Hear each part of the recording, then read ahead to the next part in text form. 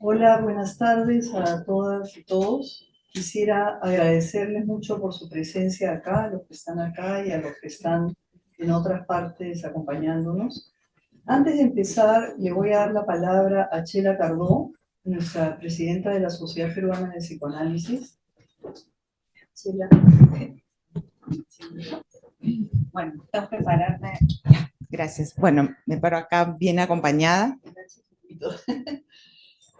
Ahí está. Ya. Bueno, quiero darles la bienvenida a ustedes, queridos amigos, colegas, y muy especialmente a los colegas editores de Calibán, a los autores, a los que han escrito en esta revista, son 31 trabajos, especialmente a quienes han venido de sus países y felizmente que Lima hoy los esperó con un sol tenue, pero con un solcito, a Carolina García y Mariano Horenstein, ¿no? Que han venido desde sus países y a quienes van a acompañarnos vía Zoom, Paula Sibilia, Olga Montero. Y creo que también va a estar Silvana Arrea, la he visto por ahí, capaz alguien más que me... Yanina Bardales. Yanina Bardales va a estar mañana. Así que muchas gracias, a disfrutar hoy día y mañana. Y Víctor Krebs, Ana María McCarthy, también que está colaborando. Y nada, ahora arrancar y a disfrutar de Calibán y de sus editores y escritores. Gracias, Matt. A Mati Silva, de nuestra sociedad, que además es editora de Calibán, y desde la Junta Directiva especialmente a Dafna Mayo, que ha colaborado en este evento. Así que gracias a todos, a todas. Y a todos. Gracias, Chela. Bueno, estoy muy contenta de este evento por varias razones, ¿no? Porque me alegra que Calibán haya incluido a Lima en su itinerario y pueda conversar un poco con nosotros. Estoy contenta porque ser parte de Calibán es un verdadero placer y es muy grato compartir algo de su espíritu acá. Por supuesto, encantada también de recibir a queridos amigos, Carolina, Mariano, y vamos a extrañar mucho a Mariana, Mariana Mantiñán, editora de Calibán también, que iba a venir y se ha quedado a punto de subir al avión. Eh, bueno, Mariana, desde acá te estamos extrañando. Eh, También estoy muy contenta porque me parece que traer este número, Erótica, es especial, ¿no? La potencia de Eros siempre nos trae algo provocador, nos interpela, nos hace querer ir más allá, levantando velos, agüitando para acercarnos a lo que nos trae. Por eso estos 2 días saldremos a buscar a Eros en sus desplazamientos, debajo de máscaras o con otros rostros, porque jugar a mostrarse y ocultarse es parte de su naturaleza. Y el arte no podría faltar en un evento de Calibán, ¿no? Para quienes están acá van a poder apreciar la exposición de Ana María McCarthy y una pieza de Javier Rubio, ambos amigos de la casa. Y bueno, y esperamos transmitirles esta exposición a los que nos ven virtualmente, ¿no? Creo que Carolina va a hacer algo de eso. Entonces, ahora les voy a pasar a Silvana Rea, ella es editora de la sección a la que pertenecen estos textos, estos autores, ¿no? Paula Sibilia y Víctor Krebs, y, y después volvemos por acá. Silvana.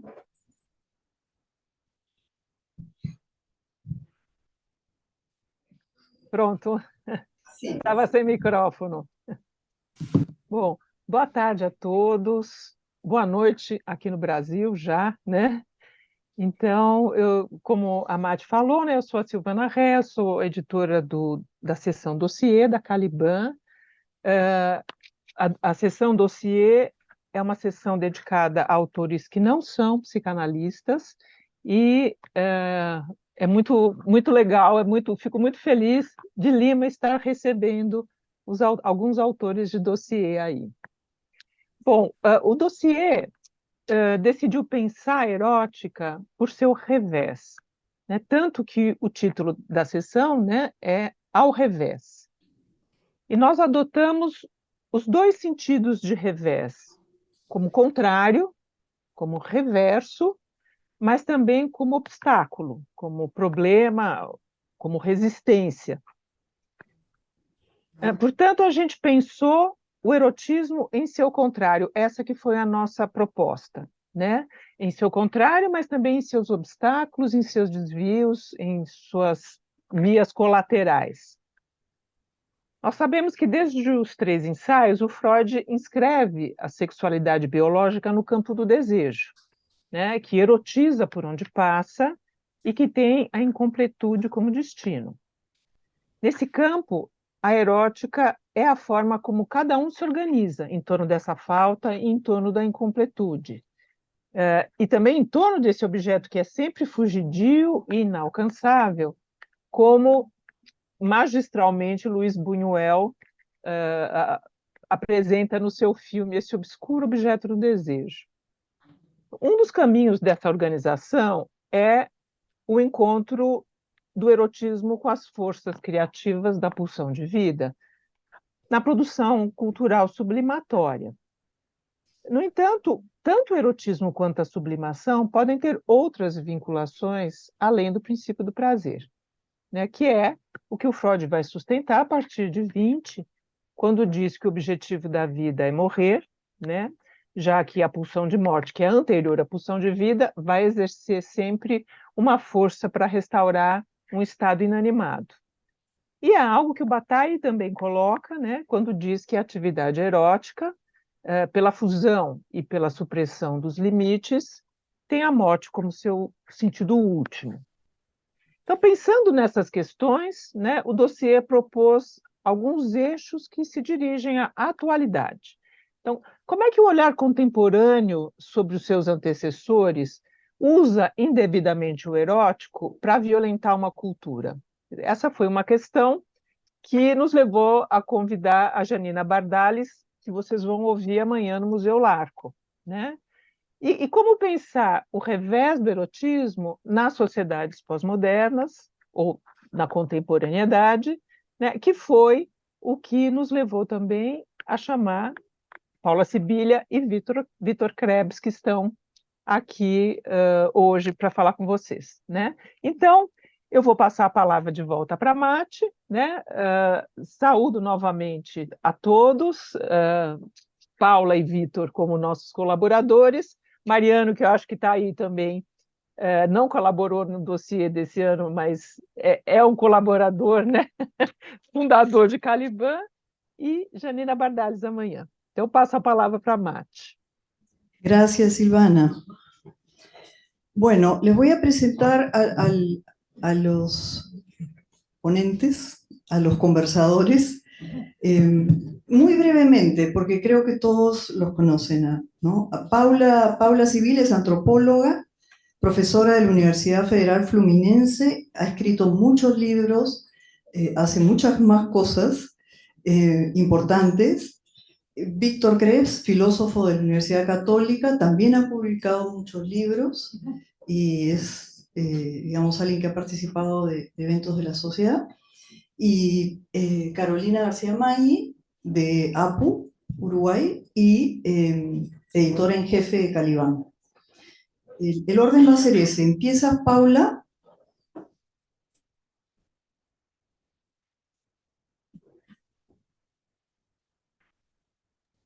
Hola, ¿empiezo? Bueno, muchas gracias, ¿no? Primero quisiera agradecerles la invitación, la escucha, la lectura y el diálogo que supongo que pronto tendremos también. Y bueno, voy a compartir la pantalla porque preparé una presentación. A ver.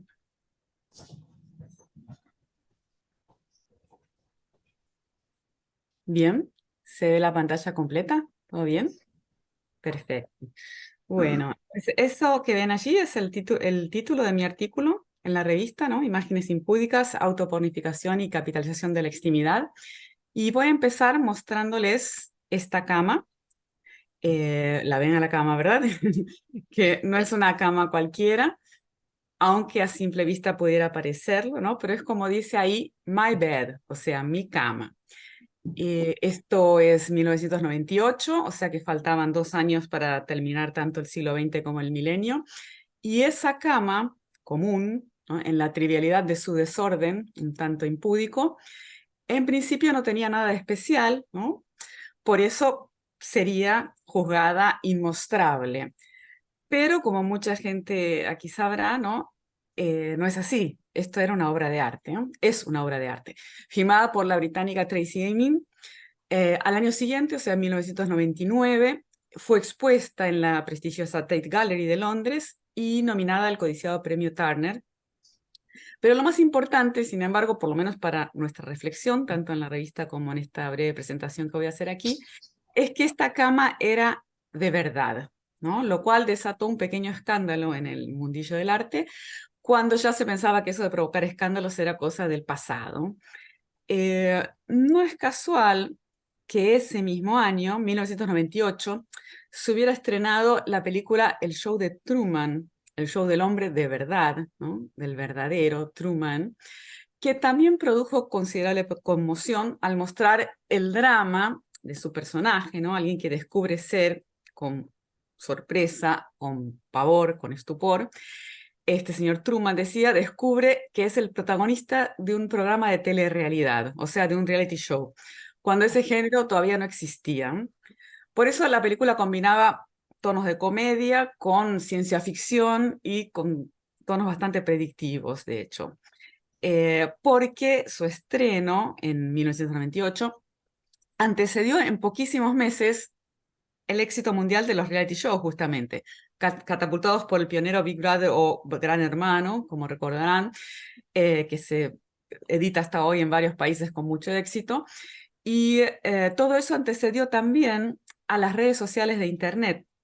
De hecho, faltarían todavía 5 o 6 años para que la gigante Facebook fuera inventada, recién en 2004, y más de una década para el nacimiento de Instagram en 2010. Ni hablar de TikTok, por ejemplo, que es mucho más reciente, Tinder, etcétera, Twitter.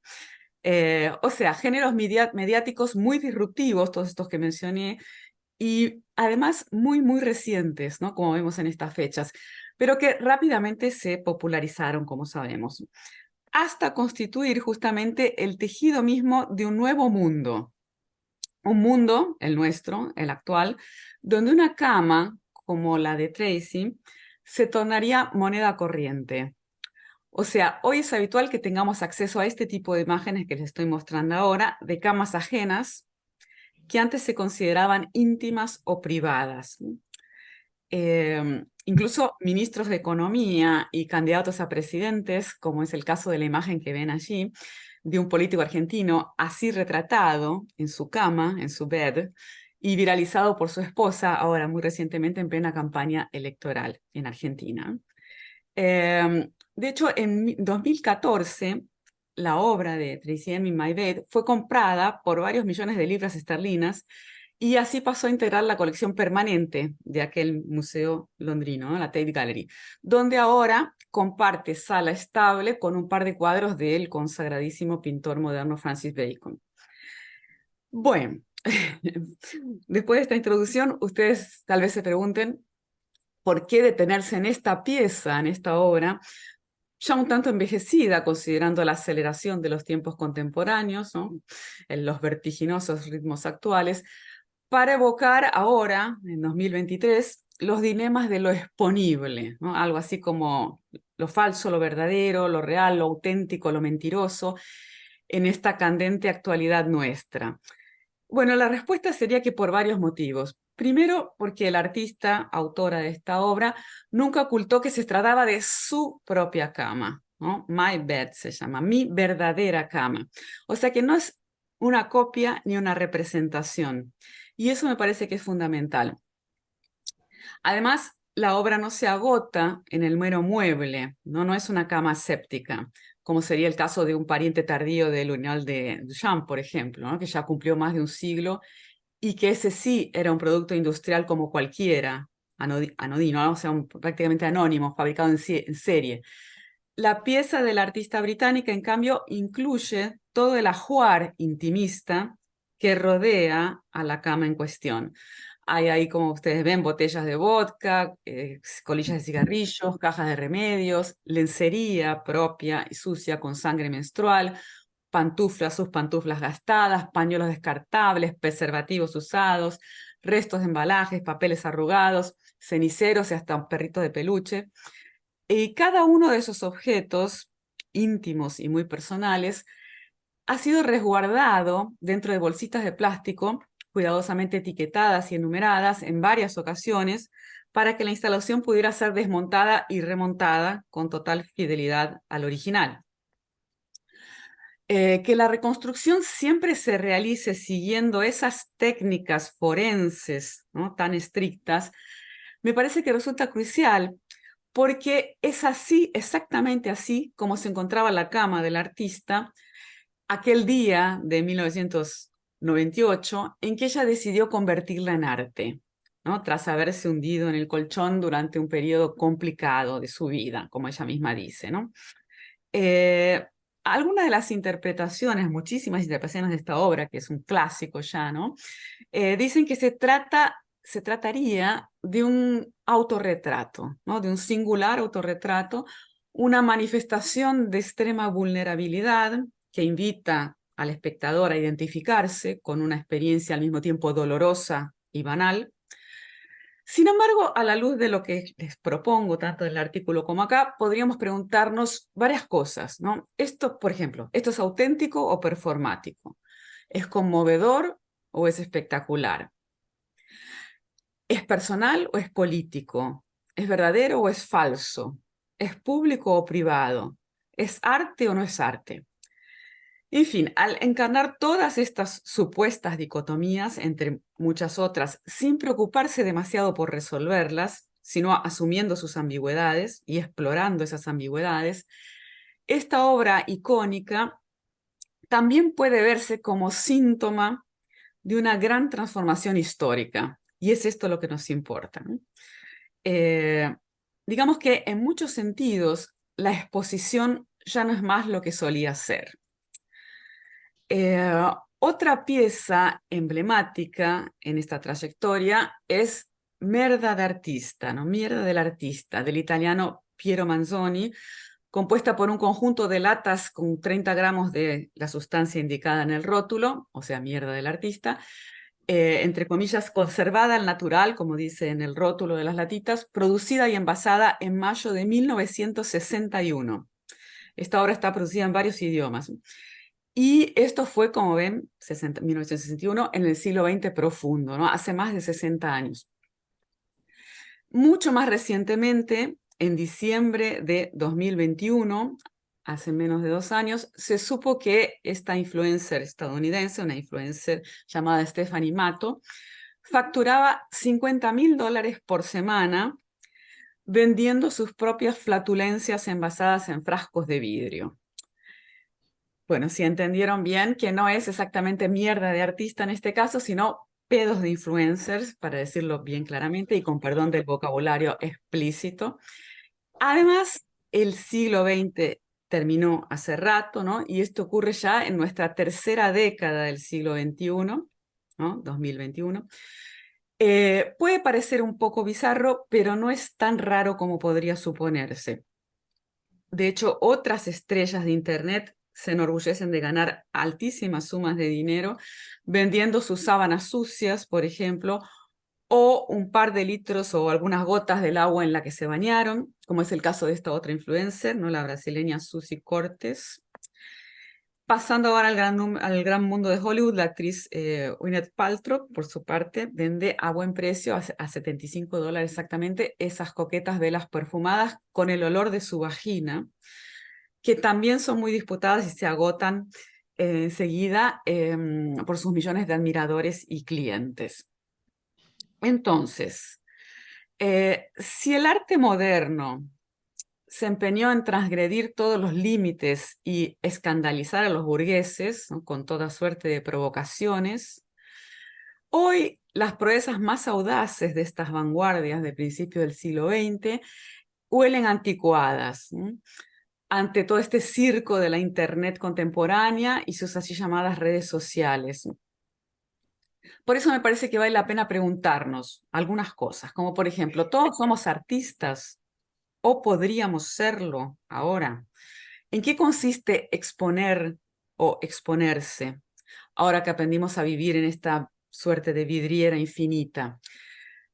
Porque aunque no parezca haber códigos, ni legales, ni estéticos, ni morales, ni éticos, en este territorio todavía novedoso, pero bastante consolidado, y aparentemente ingobernable, algunas palabras clave sobresalen con estridencia. Yo, autenticidad, espectáculo, performance, autoficción, fake, falso. De nuevo entonces pregunto, ¿a qué nos exponemos cuando parecemos exponerlo todo y también venderlo todo? ¿Qué ocultamos y por qué, si es que ocultamos algo? ¿Para qué, para quién y de qué manera nos exponemos? En un universo tan disparatado y sin reglas claras, quizás suene paradójico destacar el obsesivo control de todos por todos, ¿no? Que allí también se ejerce en las redes de Internet, ¿no? Así como la severidad de las miradas que no cesan de juzgar, ¿no? Denunciar, cancelar, condenar, humillar, al mismo tiempo en que todo lo espían, lo monitorean y lo consumen. Lo que quiero destacar es que aunque parezca omnipotente en su vanidosa ostentación, hay una gran fragilidad en ese yo hipervisible que se expone de las maneras más inusitadas y pide desesperadamente ser aplaudido o aprobado. Por eso insisto preguntando, ¿en qué base se sostiene ese yo sobreexpuesto? ¿Qué busca al venderse en esos espejos negros de las pantallas, en esos black mirrors, ¿no? Que de algún modo replican y resignifican los rituales de los cubos blancos en las galerías de arte? Después del desvanecimiento de la noción moderna de identidad, ¿no? Que ya no logra mantener esa ilusión de ser fija y estable, o sea, la subjetividad contemporánea vio cómo se fueron agrietando todos los pilares que solían sostener a esa ilusión identitaria, ¿no? Tan fuerte en la era moderna. Además de haber perdido el amparo de las instituciones modernas hoy en crisis, ese yo actual, contemporáneo, no se siente protegido por el perdurable rastro de un pasado individual o colectivo, ni por el ancla de una intensa vida interior, ni por las sólidas paredes del hogar. Entonces, para fortalecerse y constatar su existencia, ese yo actual debe hacerse visible, debe compartir su vida en las vitrinas del mundo. Pero de nuevo podríamos preguntarnos, ¿hasta qué punto? ¿No? ¿Qué pasa con el pudor, por ejemplo? Parece que tampoco es más lo que solía ser, evidentemente, ¿no? La discreción, el decoro, como sabemos, eran valores casi sagrados para aquella cultura burguesa que impuso su moralidad en buena parte del planeta hasta bien entrada la segunda mitad del siglo XX, en cuyo amplio bagaje de la cultura burguesa se inscriben tanto los museos como su famosa hipocresía, ¿no? La hipocresía burguesa, o sea, esta célebre moral burguesa, moral hipócrita de la burguesía, para la cual era crucial la separación público-privado. Y también podríamos mencionar a los museos como uno de los muchísimos inventos modernos o burgueses que marcaron nuestra cultura, esta de la que somos herederas, ¿no? En el último par de siglos. Y también podríamos incluir allí, ¿por qué no?, al psicoanálisis. En todo caso, la autopromoción estaba mal vista en la decimonónica era burguesa. Hablar bien de uno mismo o hablar de uno mismo, vanagloriarse de lo que fuera, era una actitud condenada por ser oportunista o poco noble, digamos así, incluso vergonzosa y quizás hasta peligrosa, y que por todo eso debía ser prudentemente evitada. Era de mal gusto, ¿no? Pero ahora las cosas, eso también ha cambiado. Vale pedir elogios para sí mismo, ¿no? Y hasta comprar elogios, vale negociar los me gusta, los likes, vale exponer la propia cama manchada, por ejemplo, y vale vender los fragmentos más recónditos de la vieja intimidad. O sea que la mayoría de los tabúes inherentes a la sobreexposición se han disuelto junto con los muros que solían separar la esfera pública del ámbito privado. ¿Qué se expone entonces? ¿Y qué se deja afuera de la vitrina? ¿Qué se elige vender ante la mirada ajena? ¿Y qué se oculta más o menos desesperadamente para evitar justamente linchamientos, cancelamientos, ostracismos, etcétera? Vayamos a las posibles respuestas. Yo creo que se expone y se vende un yo espectacular, podríamos resumirlo así, un yo capaz de competir en el saturadísimo mercado de la atención, un personaje lo más llamativo, original y atractivo posible, pero al mismo tiempo con cierto realismo, o sea, que parezca auténtico, porque caso contrario no va a sobrevivir al feroz monitoreo de la hiperexposición virtual. Entonces, un yo atractivo y real, o que al menos así lo parezca, que produzca ese efecto en la mirada ajena, pero hay por lo menos un problema. En una época tan asediada por desconfianzas e incertezas, el consenso en torno a nociones como realidad y verdad se ha visto seriamente estremecido. Entonces, expresiones como reality shows, instagramiables, fake news, posverdad, me parece que son bastante elocuentes en este sentido, ¿no? Indican algo. Indican que las fronteras entre realidad y espectáculo se han diluido, han estallado. Tal vez por ese motivo ya no cabe más a la ficción recurrir a lo real para contagiarse de su peso y ganar veracidad con recursos de verosimilitud, como solía ocurrir en el arte moderno, ¿no? La literatura decimonónica y el arte realista en general. Entonces, amenazada por los avances de la espectacularización, la realidad contemporánea se desdibuja y pierde con eso su potencia legitimadora, pierde esa fuerza. Ante la aluvión constante de imágenes y discursos de todo tipo y calibre, lo real que tanto se desea actualmente ya no es más autoevidente. Su validez se pone permanentemente en cuestión. Y algo que es muy importante, nos faltan criterios para diferenciar esos dos polos que antes se oponían diametralmente y eran mutuamente excluyentes. Real ficción, verdad mentira. Al mismo tiempo, y por eso mismo, ante semejante crisis epistémica, podríamos decir, ¿no? Lo real, lo verdadero, gana prestigio y se lo busca por todas partes, ¿no? Incluso en una cama desaliñada o en un eructo envasado con marca de origen.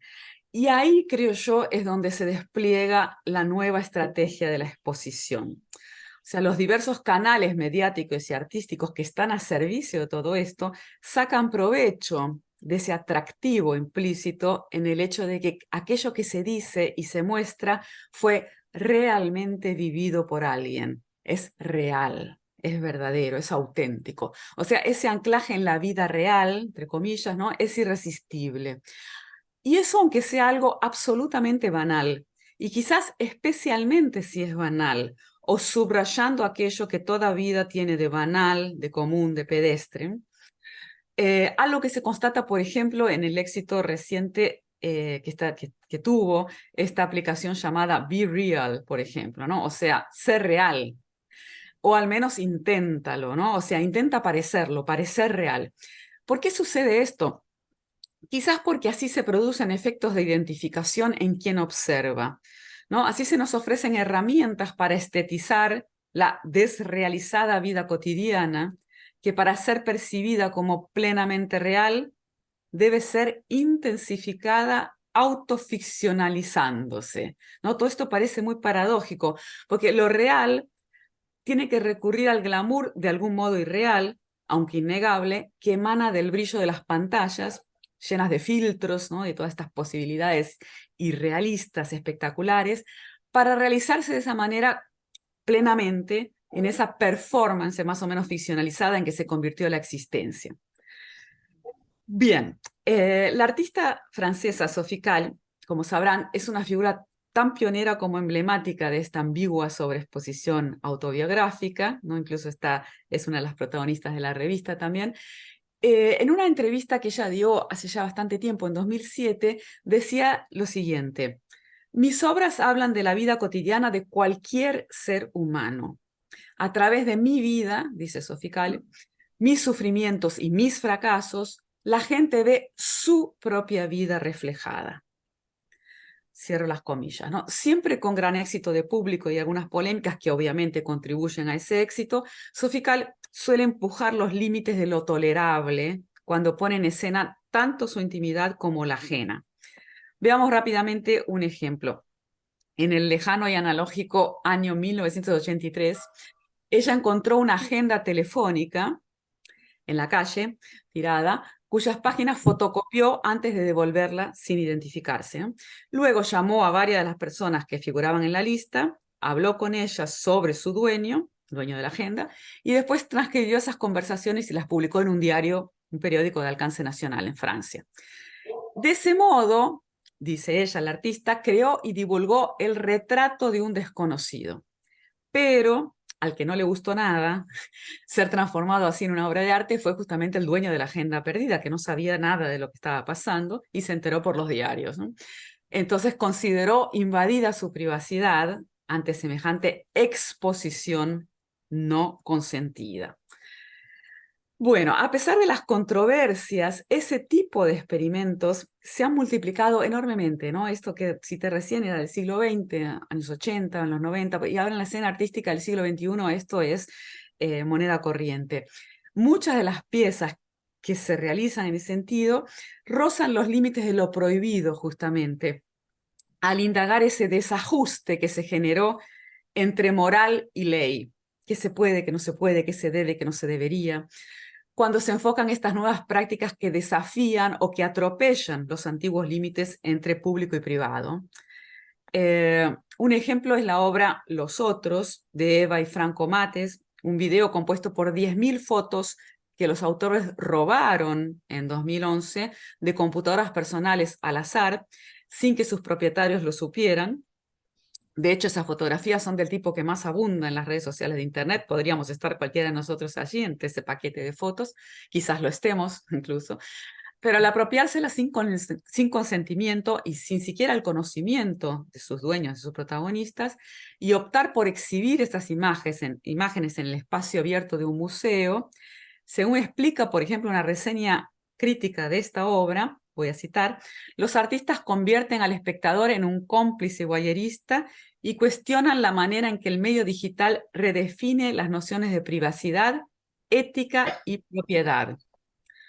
Otro caso interesante es esta instalación, ¿no? Un artista holandés recurrió a esa aplicación, Grindr, diseñada tipo un Tinder, ¿no? Diseñada para facilitar encuentros entre hombres homosexuales, y en pantallas gigantes instaladas en las calles de Berlín, expuso algunos de los diálogos supuestamente privados que mantenía en tiempo real con usuarios de esa red. Pero de nuevo, el hecho de no haber pedido permiso ni avisar a sus interlocutores fue mal visto por muchos que lo consideraron un abuso. En fin, los ejemplos no cesan de multiplicarse. No voy a mostrar otros, en la revista menciono algunos otros, pero nos incitan, intentan reflejar, ¿no? O dialogar o poner en cuestión, nos interpelan, ¿no? Ante las fuertes y esquivas transformaciones en curso, que justamente nos incitan a performar la vida real en la visibilidad o en la transparencia ilimitada. Todos estamos involucrados en estos cambios, ¿no? Y de algún modo u otro contribuimos a reforzarlos. Digamos que se están generando formas subjetivas cada vez más distantes del paradigma moderno del homo psychologicus, es decir, de aquel modelo de subjetividad típico de la sociedad burguesa e industrial, que fue responsable por inventar la idea de intimidad, así como la de privacidad, además de llevarlas hasta su exasperación, ¿no? Es este yo también que era protagonista de la historia en el momento que se inventa el psicoanálisis, ¿no?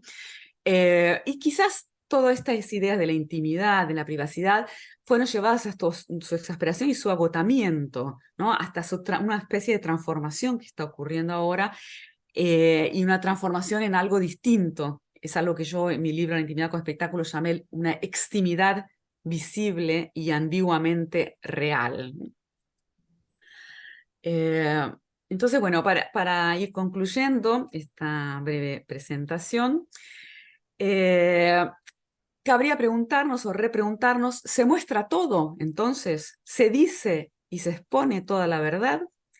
Evidentemente no es esa la impresión que tenemos, ¿no? Una atmósfera de irrealidad y de falsedad emana no solo de las redes sociales de Internet, sino que impregna todos los rincones del mundo contemporáneo.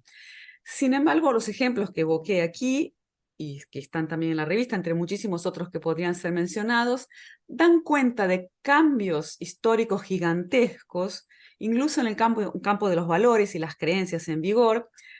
Tal vez se esté configurando un nuevo modo de vivir basado en otro suelo moral que implicaría el gradual abandono de la hipocresía burguesa rumbo a un impetuoso cinismo o cinismos neoliberales, un cinismo al cual no le inhibe la capitalización total de la existencia, ni le avergüenza el deseo de exponer cualquier cosa que pueda llamar la atención, y por supuesto mejor si todavía si esa exposición genera dinero, buenos rendimientos.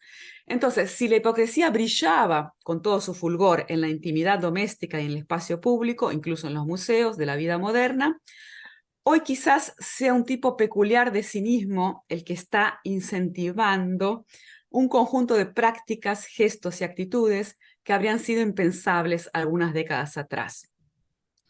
Y con esto termino. Muchas gracias y voy Gracias, Paula. Gracias a ti. Víctor, tú tienes la palabra. Muchas gracias. Buenas tardes a todos. Muy emocionado de estar aquí con ustedes celebrando este evento de Calibán. Antes de empezar, debo decir algo acerca de la revista porque me parece impresionante la calidad y el nivel de los textos que he tenido la oportunidad de ver ahora estos últimos días que he tenido el ejemplar físico en mis manos. Efectivamente, me parece que logra espléndidamente su intención, como lo declara en la nota editorial, de generar el debate, promover lecturas para atisbar aquello que todavía no se ha dejado identificar, sostener viva la subversión psicoanalítica. Así que, primero, muchísimas gracias por la oportunidad de ser parte de este intento y del excelente número, y felicitaciones por el logro. Empiezo, mi tema es la digitalidad, y en particular aquí, los avatares del Eros en este nuevo mundo virtual. Pero antes de proseguir leyéndoles algunos pasajes que he seleccionado en mi artículo, una pequeña nota sobre lo irónico o sintomático que ha sido mi necesidad de tener el número de Calibán, el objeto físico, entre mis manos antes de escribir algo sobre él, para poder celebrarlo con conciencia. Desde mi formación y mentalidad escribal, digamos, y obviamente también desde ese poco de nostalgia inevitable por el papel impreso que sentimos los predigitales en vista de nuestro pasado con el libro, sentí que este objeto en su instancia física, material, impresa, podría brindar mejor fruto que lo que estaba disponible para mí en su instancia digital.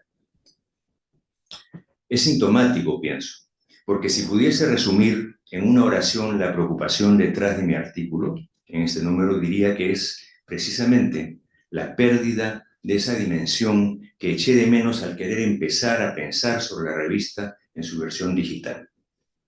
Al poder tocarla, cargarla conmigo como un objeto, estaba buscando esa conexión erótica de la que hablaba Rilke, por ejemplo, cuando comparaba los objetos de sus padres y abuelos con los nuevos objetos plásticos provenientes de América. Así escribía. Para nuestros abuelos, una casa, un pozo, una torre, les eran familiares. Incluso su vestido, su manto, era infinitamente más íntimo.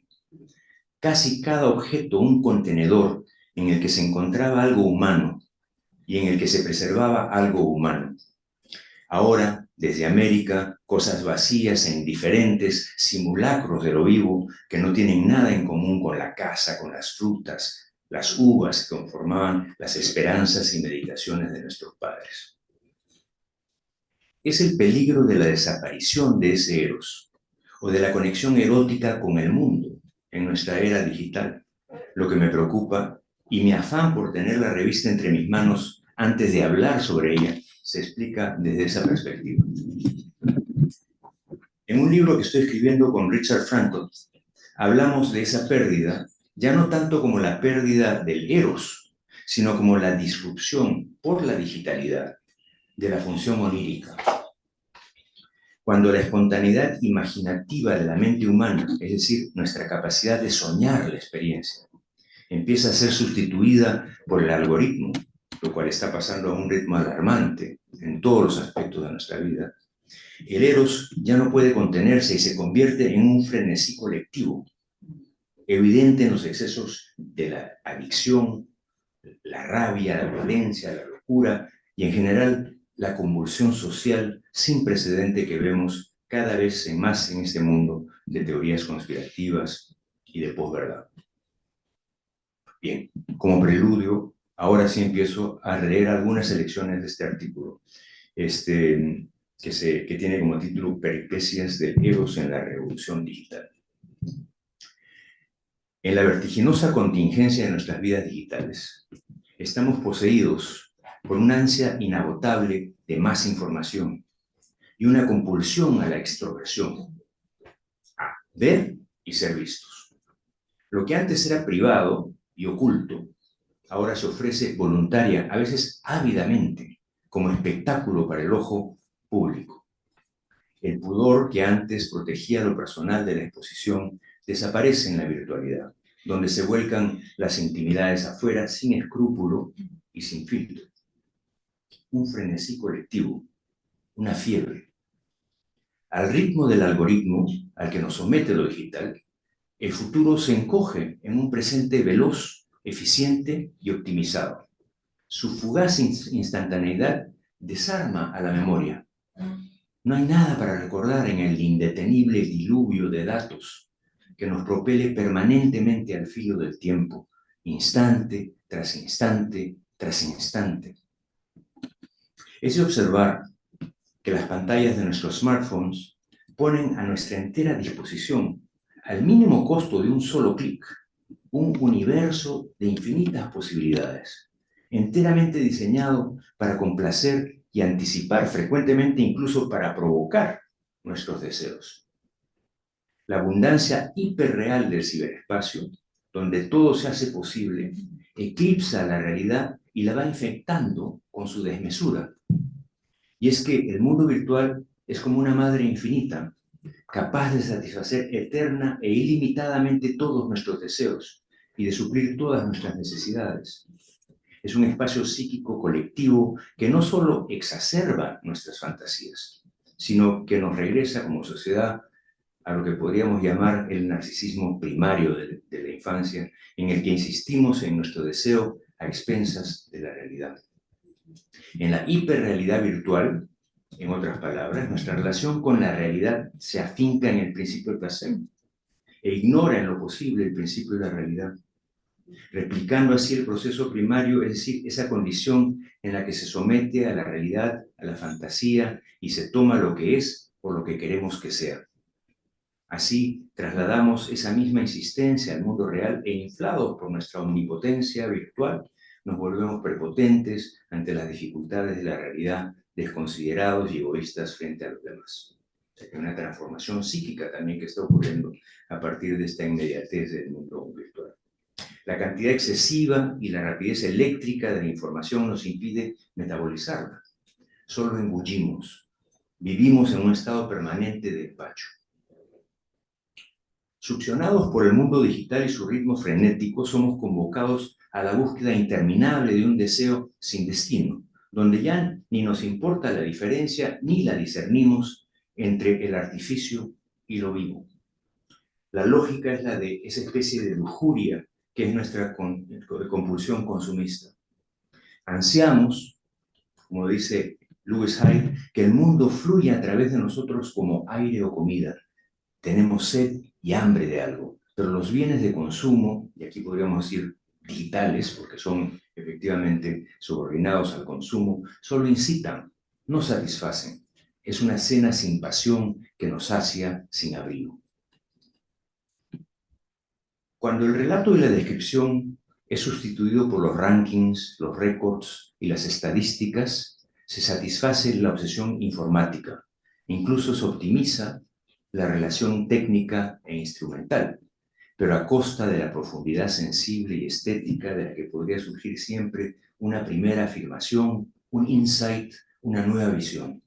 La complejidad de la materia, su densidad existencial, se rarifica en el número de lo digital. Aquí pienso también como otra manifestación de lo mismo que estoy diciendo aquí, en lo que Silvana Rea, en su texto editorial de la sección, llama la estetización de nuestra época, cuando escribe una estetización que transforma personas y situaciones en espectáculo a usufructuar, sin implicarse en él. La belleza deseada a cualquier precio, una mirada que se interesa mucho más por la imagen que por aquello que ella muestra. He aquí la operación del esteticismo, que podría posicionarse en el límite de la vida y de la muerte. Suspendidos entre la vida y la muerte, vaciados de eros y compromiso, interesados por la imagen preconcebida, lo esperado, lo planificado y ya medido, en lugar de estar atentos al movimiento espontáneo de realidad, como decía Heidegger, vivimos esperando la confirmación de una regla, de un concepto prefijado o de un prejuicio. Pero en el fondo puede estar operando aquí una estrategia sistemática e inconsciente de nuestra época, un impulso pigmaliónico o una imaginación pornográfica, para evitar la interiorización de la experiencia, para desplazarla lo máximo posible fuera del individuo a los instrumentos y a los números. Y esa misma estrategia se potencia con la velocidad del algoritmo que termina desconectándonos de nuestro deseo y amarrándonos a la compulsión que alimenta el fármaco tecnológico ya hecho tóxico. Nuestra relación erótica con las cosas involucra una alquimia psíquica que las convierte en envase hermético donde condensar la imaginación y la realidad para transfigurar la experiencia, conectándola con nuestra atracción e interés, dándole así sentido. Pero nada es más evidente que el ímpetu de la vida digital, que en su necesidad de extroversión y transparencia es contrario a esa introversión. La temporalidad digital quiebra procesos necesarios para la vitalidad psíquica. El duelo, la reflexión, el reconocimiento son procesos psíquicos sometidos al fatídico ritmo digital que generalmente se encuentra al servicio del mercado y de la economía de consumo y nada tiene que ver con la vida y salud psíquica del individuo. Sometida a la lógica del capital y la tiranía del número, entonces, la cultura virtual nos interna cada vez más en la velocidad e inmediatez eléctrica y el automatismo digital, que hace imposible el trabajo necesario para inyectar el sentir a las cosas. Reduciendo todo a información y a la transparencia, el orden digital esteriliza y elimina la opacidad intrínseca a la existencia humana. Al convertirse todo en dato eléctrico y vertiginoso, no es ya necesario ni posible, creo, el proceso metabólico mediante el cual la información se vuelve experiencia y alimenta la propia subjetividad. En la punta de los dedos tenemos ahora el poder de producir lo que deseamos sin espera. La cultura digital exacerba el peligro de la pérdida de eros en nuestra relación con las cosas, pues lo que obtengo es un relámpago de emoción suficiente. Lo que obtengo en un relámpago de emoción suficiente es tan instantáneo como lo es efímero. La cultura de los likes, la obsesión con los selfies, la aparición de los influencers, nos someten a la lógica del algoritmo que en su inmediatez nos ofrece la simplicidad de las medidas y los cálculos. Pero en esa simplicidad, cuando todo está sometido a la lógica del capital y el número, se evade el trabajo necesario para que ingrese el sentir a las cosas y nos pueda embargar el eros que de otro modo nunca termina de hallarse.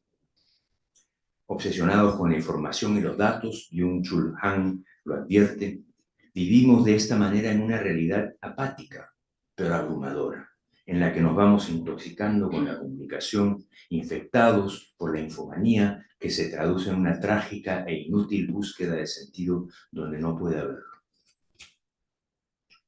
la preocupación por lo que podríamos llamar la economía erótica del tiempo digital, y creo que Paula Sibilia, al igual que yo, estamos hablando de diversos aspectos de una misma pérdida. Por ejemplo, cuando escribe: en un mundo con pretensiones de transparencia y entrega al inmediatismo, no hay lugar para la seducción que envuelve el placer erótico, en el sentido de develar y dedicarse a los misterios del otro. No hay lugar para una apertura radical al otro en su alteridad. Todo se transforma en evidencia y en objeto de consumo. La pérdida de una dimensión de la existencia es siempre lo primero que sentimos con la aparición de un nuevo medio. Y de hecho McLuhan observaba que a cada extensión tecnológica siempre le acompaña una amputación. Perdemos la capacidad de calcular en la mente, por ejemplo, porque ahora tenemos calculadoras. Nos alarma la forma como la memoria es cada vez más frágil, rodeados, como lo estamos, de memorias externas donde almacenamos la superabundante información que obtenemos y necesitamos. Pero es necesario recordar que la tecnología es lo que los griegos llamaban un fármaco, un remedio que puede servir tanto para curar como para envenenarnos, dependiendo de la dosis con la que se administra. La pregunta acerca de la tecnología no es, por lo tanto, si la tecnología es buena o mala, porque en realidad es siempre en potencia ambas. Ese pensamiento de blanco o negro nos hace ciegos a la inmensa complejidad del fenómeno, con todos sus matices y colores. Lejos de ser un problema que resolver, la condición farmacológica de la tecnología, su irreductible ambivalencia, es algo con lo cual es necesario aprender a vivir para poder gozar de su poder sin que se vuelva tóxico. Lo que necesitamos no es verla solamente desde su toxicidad, que es a lo que nos inclinamos, y a la pérdida que ocasiona, sino también en función de lo nuevo que se está abriendo.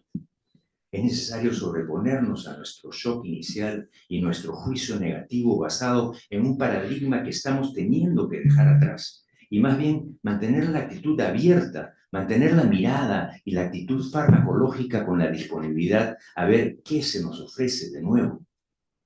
John Keats, el célebre poeta romántico, llamaba negative capability a esa capacidad de suspender juicio para poder aprender a partir del fenómeno mismo. En cierto sentido, convertirnos nosotros mismos en contenedores de esas nuevas ambivalencias, como por ejemplo lo hace la cama de Tracy Emin, ejemplo de Paula, en tanto encarnación de la paradójica ambivalencia que vivimos frente a la incursión digital, que no se decide por responder las dicotomías o por resolver las dicotomías, sino en vivir su tensión conjunta, convirtiéndose en una suerte de radiografía o snapshot o selfie del momento que vivimos, síntomas, como lo pone Paula, de una contundente transformación histórica. Tal vez esto es lo que nos está enseñando nuestra época, especialmente en la conciencia de artistas y pensadores, a no evadir esa oscilación entre la posesión y la pérdida que es esencial a nuestra existencia en el tiempo, mantener el balance para encontrar alguna salida de la que se nos ocurren desde la desesperación de lo que concebimos o vivimos como una catástrofe.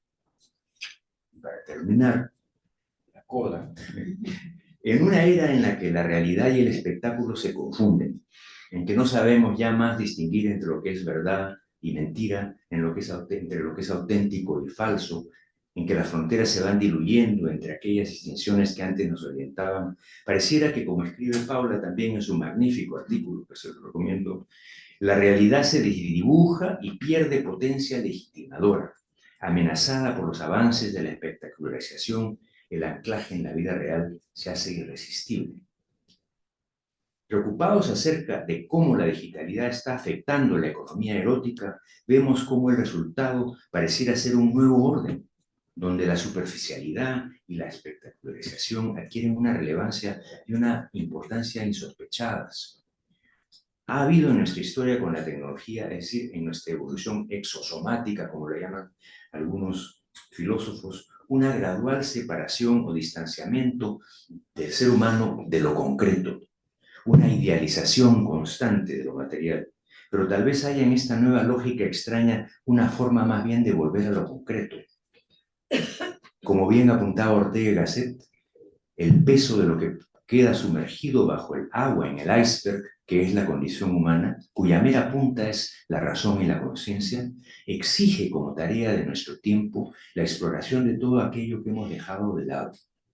Tal vez un nuevo orden en el que la banalidad pueda apreciarse, donde todo aquello que habíamos menospreciado sea de pronto súbitamente revalorizado y reconocido. Las banalidades pueden ser una forma de regresarnos a lo concreto. Tal vez lo que estamos descubriendo es el valor de la performance que es la vida, en realidad. Y el poder encontrar una nota de autenticidad en ella sería una ansia digna de la mejor filosofía. Identificarla, valorarla, compartirla como ejemplo de lo que es vivir, existir el mero hecho de hacerlo y a pesar de todos los obstáculos y apariencias que nos desvían y nos desvinculan de la vitalidad que a través de nosotros se quiere expresar. Lo paradójico es que los mismos medios que de alguna manera nos han abstraído de la realidad son los medios a través de los cuales podemos encontrar el camino de vuelta. Y tal vez un camino de vuelta en el que la estética y no el intelecto o la lógica sean los criterios de corrección. En todo caso, la experiencia siempre es que aprendemos a vivir en ausencia de esa dimensión, descubriendo nuevas. Nos adaptamos y crecemos a veces de maneras imprevistas. Seguimos creciendo o algo en nosotros va creciendo, que es nuestra tarea más que definir, reconocer, comenzar a discernir un principio subyacente en mí y en la cultura misma, que empieza a dar sentido a lo que está pasando desde mucho más allá de nuestras ideologías y expectativas, o mucho más acá, desde algo más cercano, íntimo y entrañable. Gracias.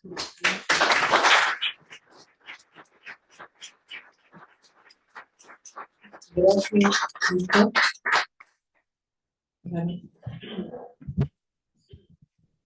Bueno, buenas tardes a todos, un gusto estar con ustedes hoy y quería agradecer especialmente a Chela, a María Pía y a Mati, que fueron las gestoras y que nos reciben hoy y también fueron ellas las de esta iniciativa de recibirnos en Calibán Sale de Gira. Este año nos propusimos continuar con los encuentros presenciales que los iniciamos a la salida de la pandemia, cuando pusimos en práctica esta idea de salir de gira para desplazar las lecturas y que éstas encuentren nuevas respuestas en su tránsito por diversos rincones de América Latina.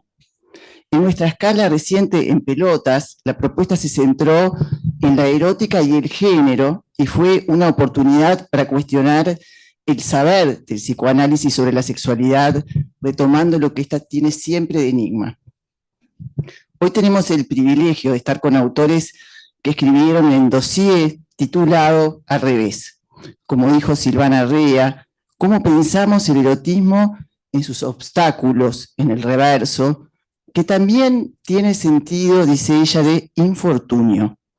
Yo tomaré estas acepciones del reverso y del infortunio como para pensar la erótica desde sus expresiones contemporáneas.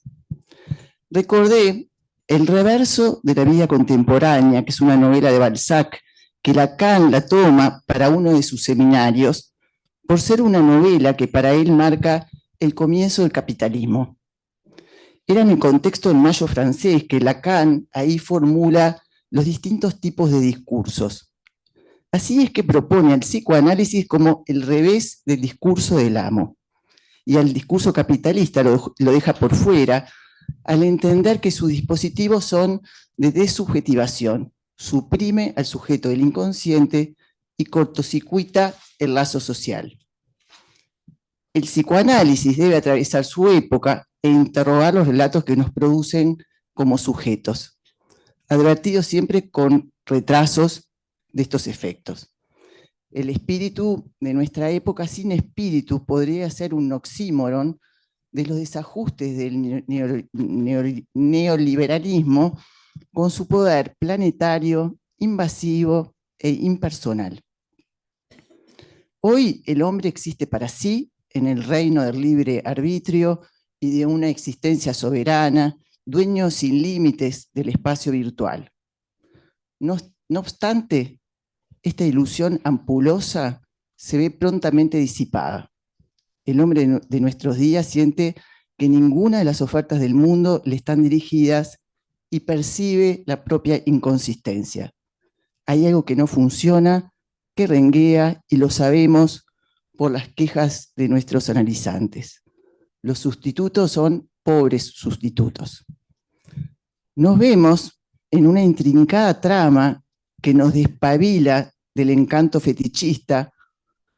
Yo cometí acá puse afrentados en lugar de enfrentados, pero es lo mismo, afrentados, a los diversos desarreglos entre el sujeto deseante y el objeto de su deseo.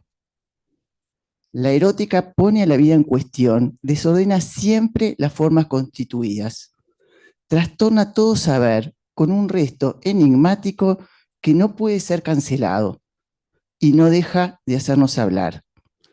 Estamos destinados a los fantasmas como los tiburones al mar, dice Quignard. Estos fantasmas singulares, con sus marcas deseantes, no están determinados voluntariamente por el sujeto, sino que lo determinan y a pesar suyo. Freud sostenía que la tarea del análisis era transformar miserias neuróticas en infortunios corrientes. Al decirlo de este modo, dejaba presente que no hay promesas de felicidad en la cura, o más que cura en el fin de un análisis. Hoy los infortunios corrientes se reflejan en las quejas más contemporáneas. El tedio, la decepción, el cansancio, son parte de un malestar difuso e inefable. Muchas veces son acompañados de una particular indiferencia, como una sombría desesperanza en la que nos vemos hartos de nuestra relación con lo mundano. Ya Freud le otorgó un lugar primigenio a la indiferencia, compañera del amor y del odio. Las consultas de hoy tal vez tienen más relación con ese desasosiego que interroga al sujeto en relación a su deseo, acompañado de un malestar difuso. Un malestar que no es el síntoma como formación de compromiso, pero interroga a nuestros analizantes con un sentir mortificante. Al pensar esta condición del agotamiento, me viene al recuerdo la enunciación marxista del capital. Ese objeto extraño tiene por la sangre del trabajo vivo una sed de vampiro. Figura dotada de vitalidad, dueña de un goce oscuro y erótico e insaciable, portadora de una ibris vampirizante del sujeto trabajador, al punto que capital y goce pueden compartir la misma estética y erótica. Extraños y feroces. El consumidor es el consumido. ¿Sería la capitalización total de la existencia, como señala Sibilia? Este agotamiento al que me refería se hace evidente en lo que Benjamin y Agamben llamaron la pérdida de la experiencia humana. Se referían al eclipse de la palabra en aquellos que habían sido testigos de los horrores de la guerra. Víctor Krebs nos habla del vaciamiento de sentido en esta era de la revolución digital. Comparto esta idea y pienso que el anonadamiento subjetivo podría tener relación en realidad con un exceso de sentido, cuando falta la falta, es decir, cuando el sujeto queda detenido en un sentido sin avance, sin promoción y que lo mortifica. Supongo que la experiencia en nuestro tiempo no desaparece, pero se ha expropiado, se efectúa afuera y se la contempla con cierta ajenidad. Los rituales de antaño han dejado lugar a los protocolos y a los estándares. Tenemos vitrinas 24/7 para voyeurs atrapados en una mirada, pero que es con visos medusantes, siderando al sujeto. Una mirada engolfante, que tiene la capacidad de ser feroz también, desde el actuar de un yo ideal que puede juzgar y melancolizar. En lugar de este super yo que supera al sujeto y los devasta. La cuarta revolución industrial transforma nuestra relación con lo visible, el papel de la mirada, el sentido temporal. Es la vida social de las imágenes, pero sabemos que la imagen es texto, la vida onírica lo demuestra. Como señala Mariano Orenstein, ahí donde se pone de relieve la pregnancia de lo visual, del semblante, oponemos nuestro instrumento de escucha, como lo fue el gesto inaugural freudiano, ahí donde prevalecía la clínica de la mirada, En el tratamiento de la histeria, Freud inauguró el artificio de la escucha. No es en el conocimiento, sino en la palabra y el relato, donde tiene lugar la experiencia del analizante.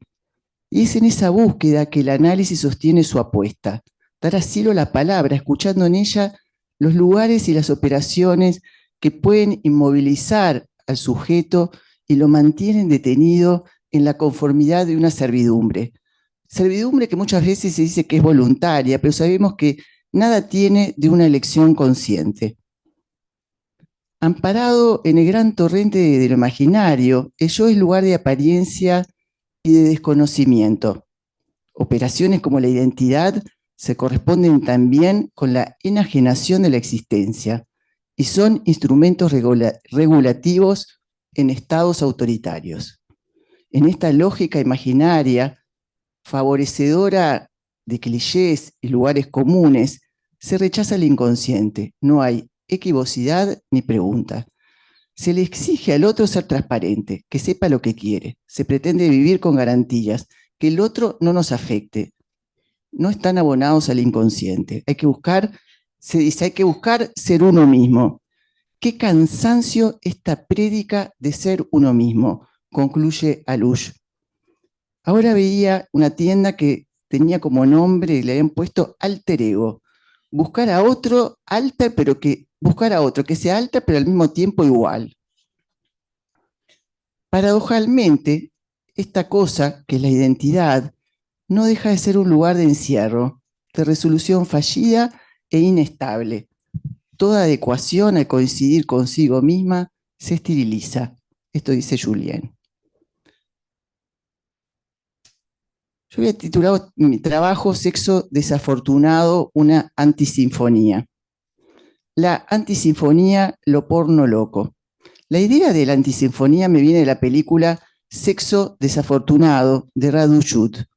Se desarrolla en una ciudad como Bucarest, que bien podría ser una de nuestras ciudades, distantes de los privilegios de la metrópolis.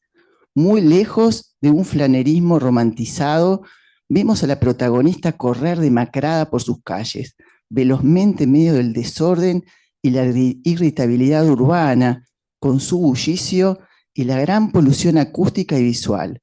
La cámara nos lleva a una gigantografía publicitaria en la que se lee "Me gusta hasta el fondo", mostrando a una modelo que devora un chocolate. La que corre es una profesora que intenta recuperar un video erótico que ha hecho con su marido y que aparece desprevenidamente en una página porno. Se hace viral. Es inminente la reunión con autoridades donde será sancionada. El tono de la comedia es el disparate, no hay sensualidad ni glamour. Jude nos lleva al absurdo, al punto del ridículo contemporáneo, lo porno loco que abunda en la escena urbana y en las formas de violencia simbólica en las que se envuelven sin prestar atención. Una lógica insolente, pero que no es locura. Perturba lo que está a la vista y particularmente desata el escándalo lo que está en la superficie. Como lo señala Sibilia, son los impetuosos cinismos neoliberales. Son los puntos de fuga. El director muestra las mentiras que en su país se han contado a sí mismos. La iglesia, el totalitarismo, el antisemitismo, habitan aún en el imaginario social. Y son relatos que interesa guardarlos intactos.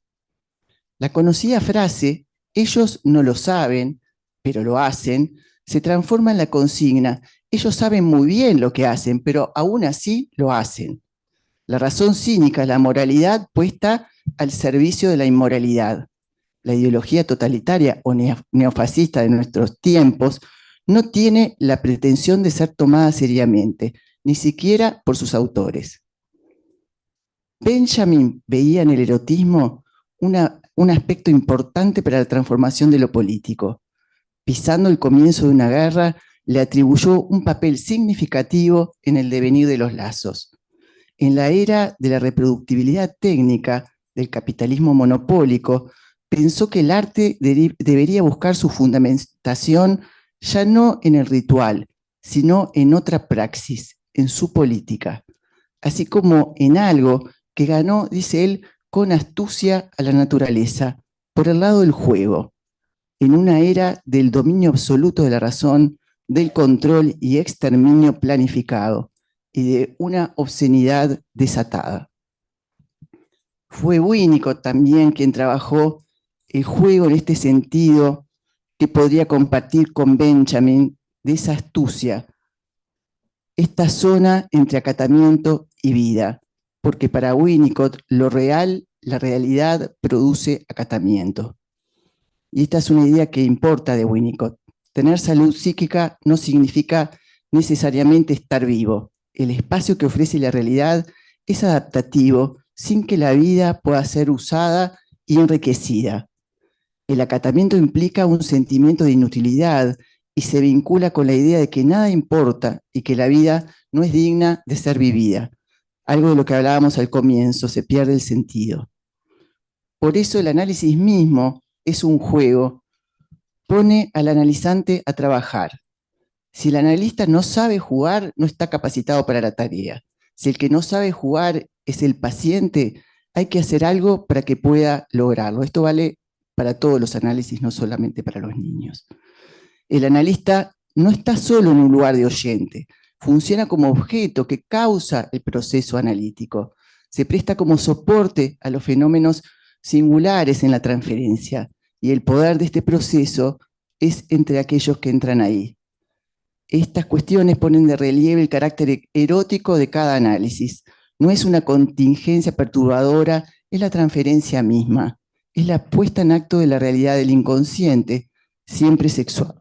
Siempre sexual. Tendría razón Barthes cuando señalaba que la cultura de masas es una máquina de mostrar el deseo, como si adivinara que los hombres son incapaces de encontrar por sí solos qué desear. Un psicoanálisis, en cambio, no concierne aquello que uno tiene en común con todo el mundo. Aparte al sujeto de la alineación, incluso los sujetos sufren por no ser lo suficientemente comunes, como lo sugiere Colette Soler. Su ética es de la diferencia, no de la mismicidad, lo que implicaría segregar la otredad. El tema que elegimos para esta ocasión de la gira es la erótica y sus miradas. Estamos en la casa de la Asociación Psicoanalítica de Lima, lugar de una calidez y encanto muy especial. En su sala principal se instaló una exposición con la obra del artista Javier Rubio, El Diván,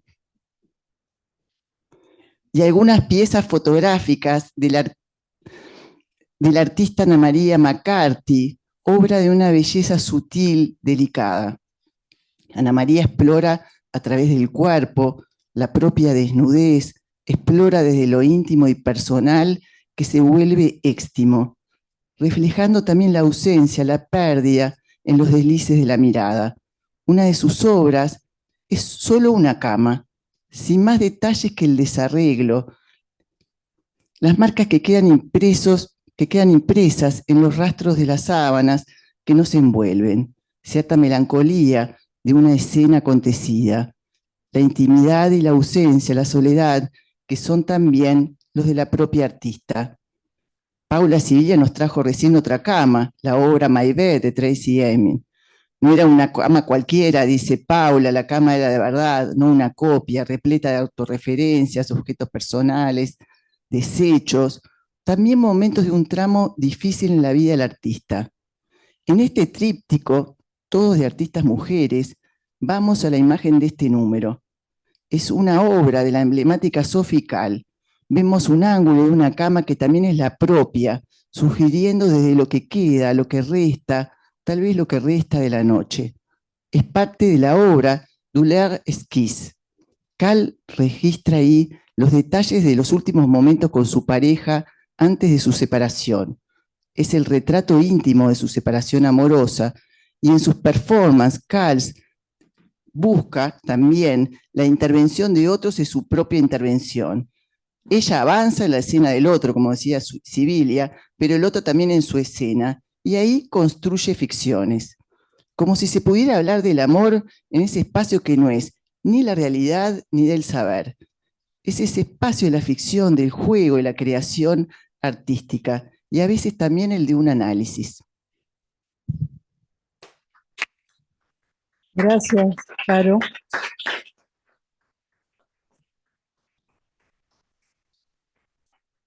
No sé si alguien del público presente o de los que están en la pantalla quieren intervenir.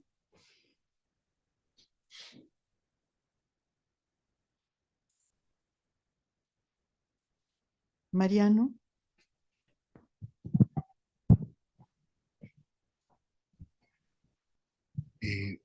Es maravilloso, se escucha, ¿no? Es maravilloso escuchar ese acople de miradas tan diversas, ¿no?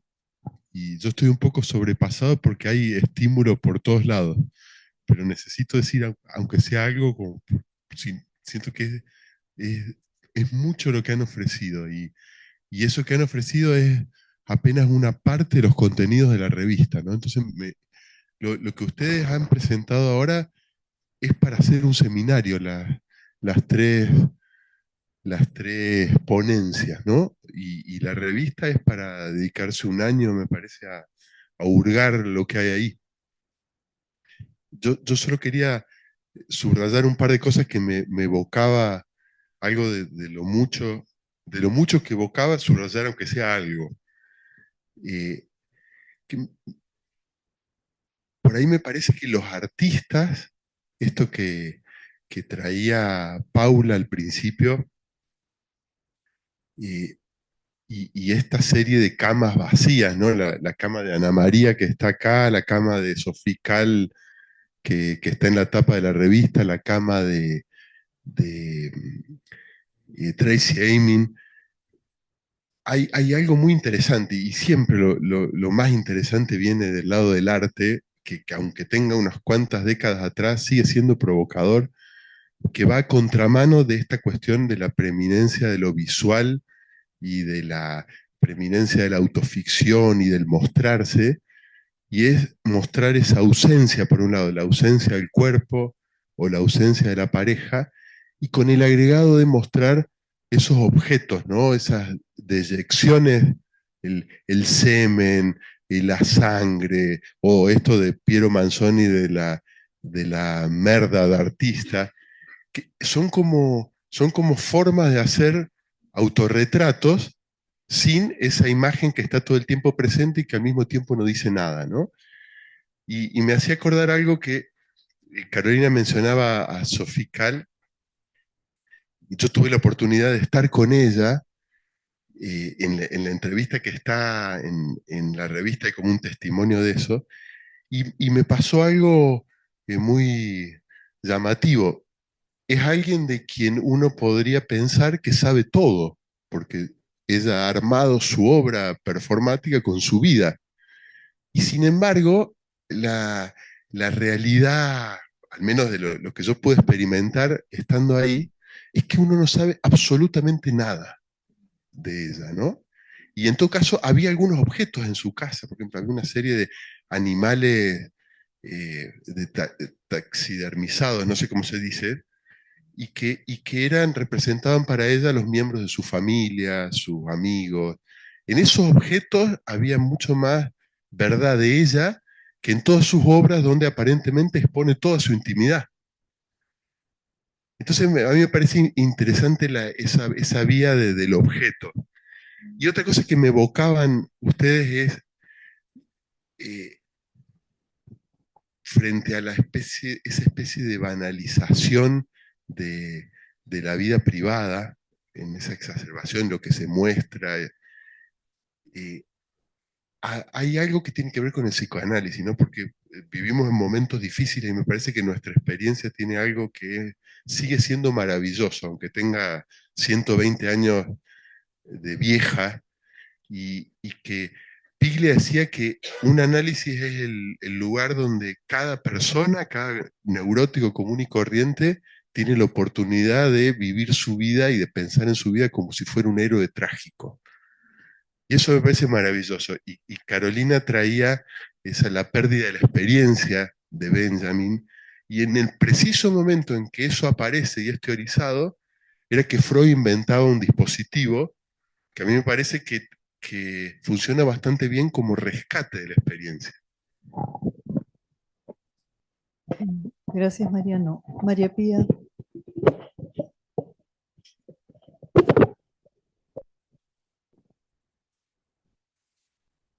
Bien pegado. Sí, quería agradecer, ¿no?, estas tres ponencias. La de Carolina sorpresiva, porque no la había podido leer con anticipación. Esto, que nos instalan en una reflexión angustiosa sobre el destino, sobre a dónde vamos, sobre qué está pasando, ¿no? Sobre una suerte de deshumanización, descosificación, esto dice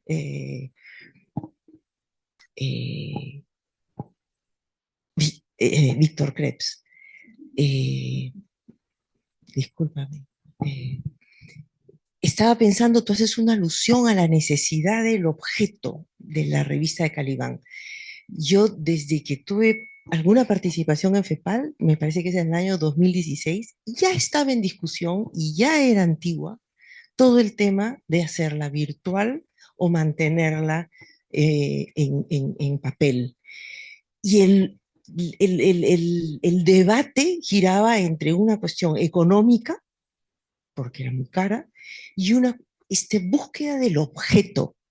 Y se defendía el objeto revista, el tenerle en las manos la belleza artística, el objeto revista. Entonces, me parece maravilloso que tú lo rescatas con una espontaneidad y para mí sale de un discurso que viene hace años, un debate sistemático en todas las reuniones en donde se discute el presupuesto de FEPAL.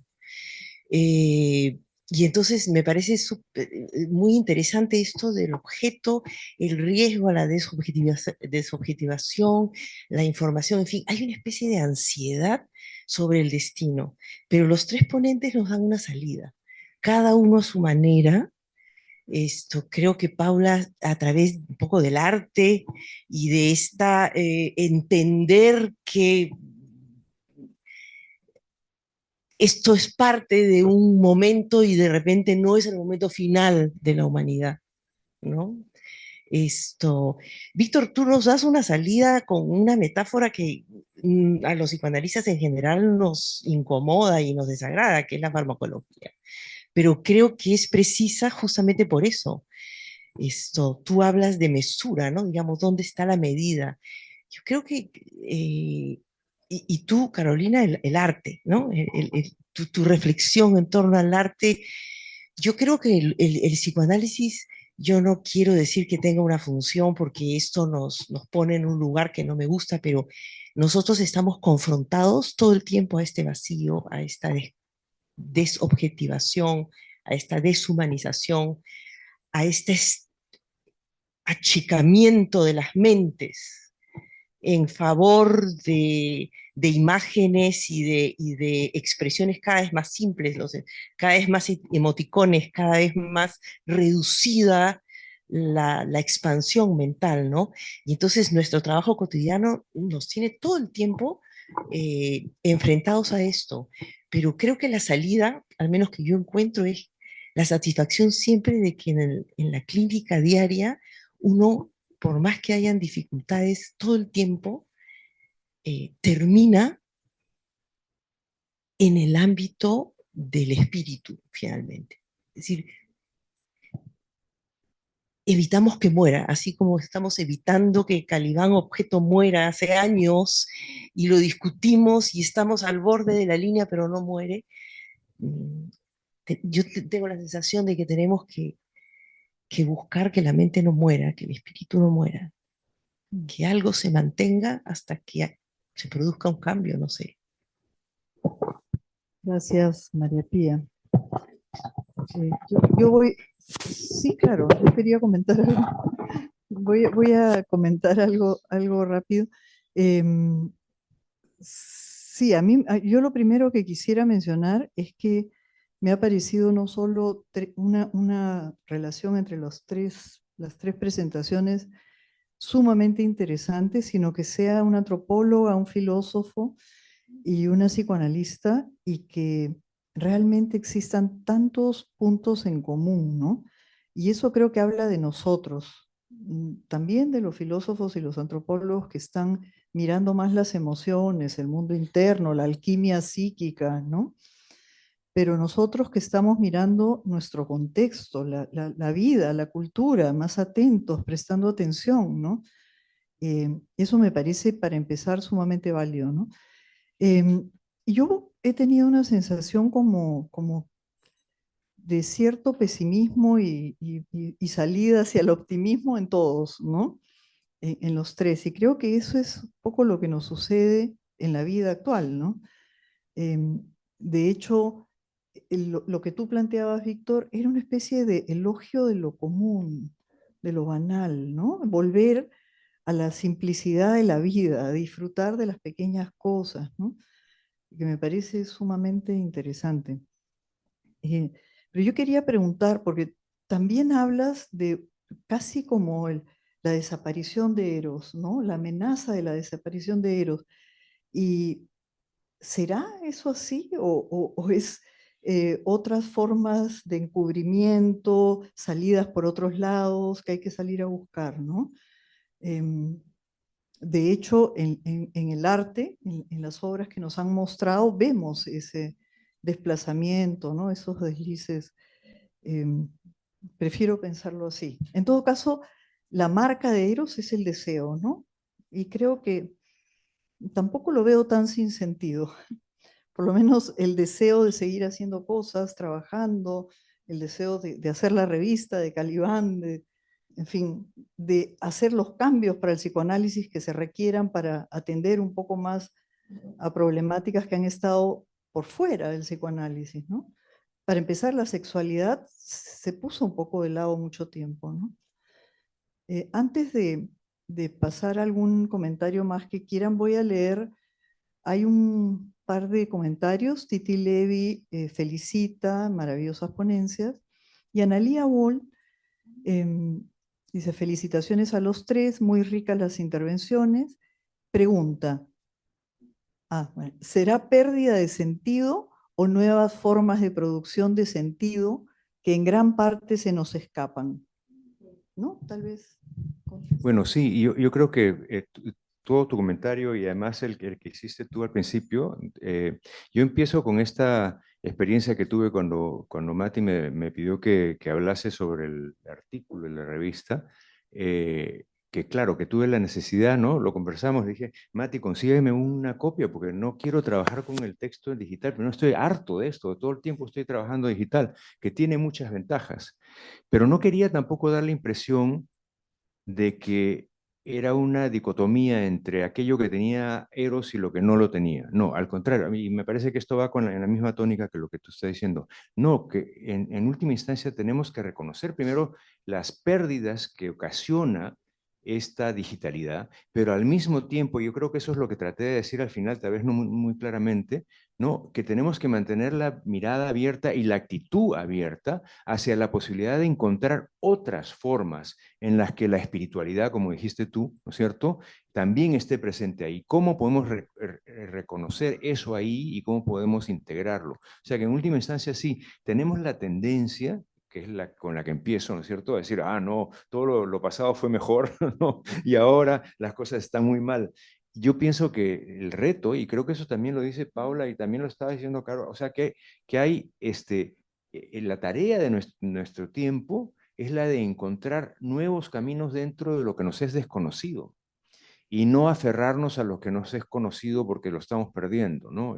Y tal vez esa es la dificultad en la que nos encontramos, ¿no? ¿Quieres comentar algo? ¿O Paula? Paula, ¿quisieras comentar? Bueno, los escuché, no sé, hay muchas cosas que me resuenan, pero estaba pensando especialmente en esta recurrencia de las camas, ¿no? Las camas vacías. Y y pienso que quizás todo este énfasis en el yo, ¿no? Que está tan presente, la selfie y bueno, la importancia, la autoestima y la importancia de ponerse en primer lugar, quizás haya ahí un sufrimiento bloqueado con respecto a la soledad, ¿no? O sea, ¿qué pasa con el otro? Esa impotencia con respecto a la conexión con el otro, porque paradójicamente estos dispositivos con los cuales nos hemos vuelto compatibles en el último tiempo y que son tan sintomáticos del tipo de malestar contemporáneo, son aparatos de conexión, evidentemente, ¿no? Estamos cada vez más conectados con cantidades crecientes de gente y sin límites, porque no hay límites de tiempo y de espacio, estamos en todo lugar y en todo el tiempo conectados, pero al mismo tiempo son dispositivos de aislamiento también. Y eso lo vimos muy bien en la pandemia, ¿no? Son dispositivos muy eficaces para aislarnos. Y es posible hacer prácticamente todo sin contacto físico con nadie. Entonces parece paradójico, ¿no? Porque es hiperconexión y hiperaislamiento, pero es el mismo dispositivo que permite las dos cosas. Y me parece que eso es un síntoma de la contemporaneidad. Entonces estas camas vacías quizás sean también eso, ¿no? Un grito así de qué pasa con ese vacío, ¿no? ¿Qué pasa con ese otro ausente, gritantemente ausente, ¿no? Con el cual es imposible conectar, ¿no? Eso es lo paradójico, porque tanta conexión y tanta desconexión al mismo tiempo, ¿no? Tanta impotencia en la conexión, en ese tipo de conexión, ¿no?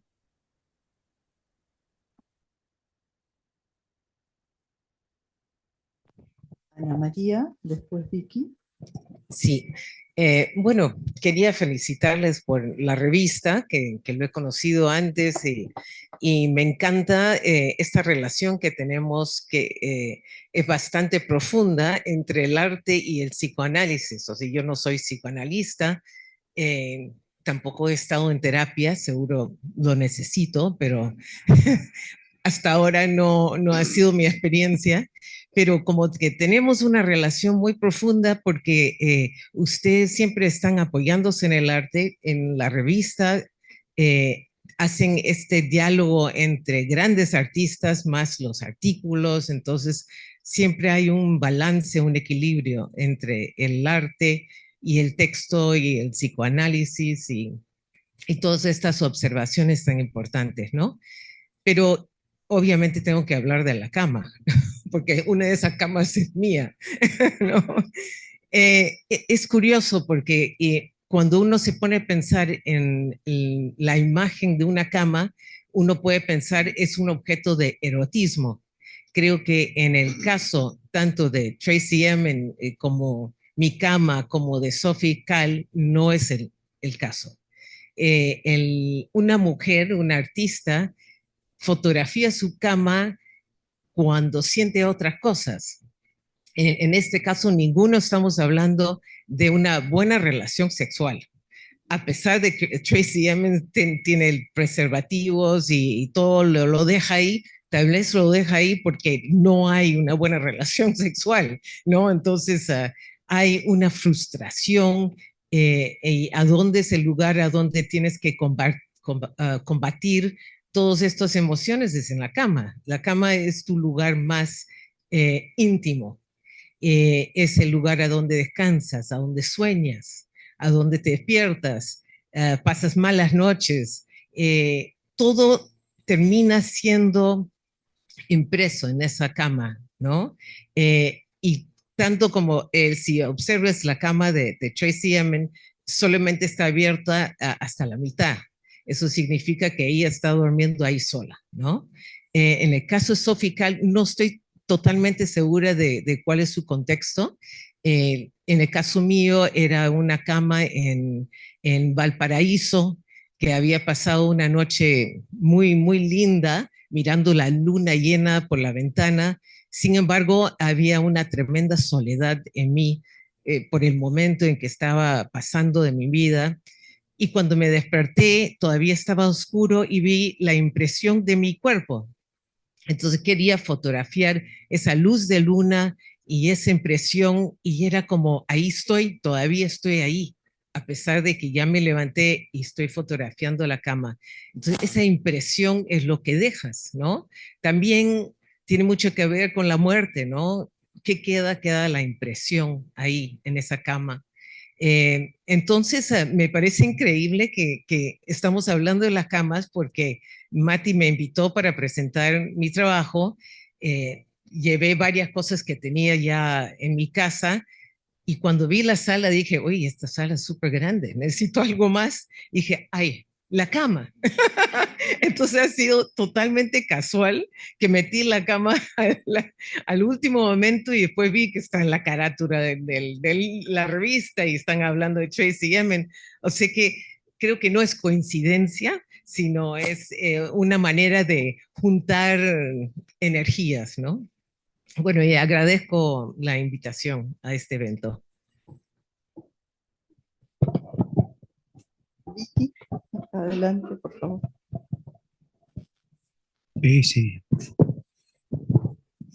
Bueno, felicitaciones por esta inmersión en esta reflexión que creo que es indispensable, ¿no? Hoy en día, en que estamos pues totalmente invadidos por la tecnología. Entonces estaba pensando si también lo que sucede es como que estamos instalados, al menos para ciertas generaciones, en una ambivalencia, ¿no? Todo lo que nos aporta, todo este contacto enorme y a la vez esta soledad y esta falta de los cuerpos, ¿no? Y de los gestos que podemos tener en lo presencial. Entonces, por un lado eso, por otro lado el tremendo miedo, ¿no? No se ha hablado hoy día del miedo, pero creo que también el miedo y la incertidumbre en la que nos sumerge la tecnología. Y bueno, siempre termino frente a esta ambivalencia, me acuerdo de la letra de un vals que dice que quieren hacer los extranjeros en Lima con la luz eléctrica que es tan dañina, ¿no? Entonces, si nos está pasando algo parecido como cuando llegó este invento de la luz, ¿no? Ahora la tecnología.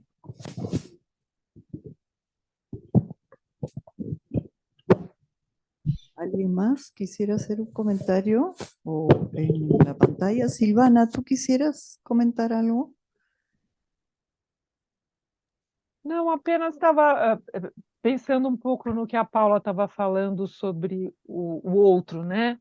Quer dizer, tem essa ideia da possibilidade de uma transparência tal, através dessas imagens aparentemente íntimas, né? Que traz um tipo de positividade que a gente questiona mesmo se tem lugar para o mistério do outro, né?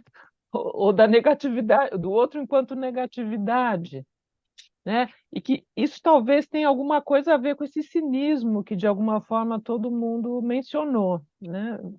Enfim, era o que eu estava pensando, não sei se a gente poderia conversar um pouco por aí.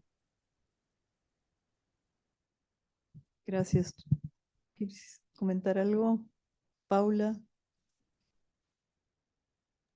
No sé, estaba pensando en eso justamente, Silvana habló de transparencia, ¿no? Este ideal de transparencia total, de que todo tendría que ser visible, instagramiable y tal, cuando evidentemente ese misterio del otro o de la relación con el otro está atravesado siempre por una opacidad, ¿no? Y esa opacidad parece que somos refractarios a eso, ¿no? Porque incluso tiene una dificultad, hay algo, ¿no? Hay que hacer un desafío, ¿no?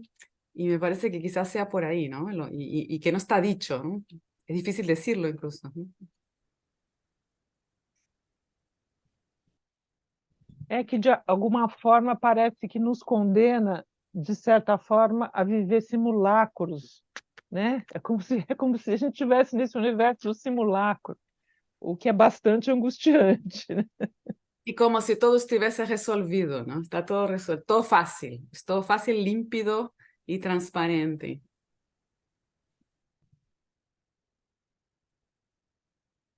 Sí, por un lado yo creo que siempre hay semblantes, siempre, ¿no?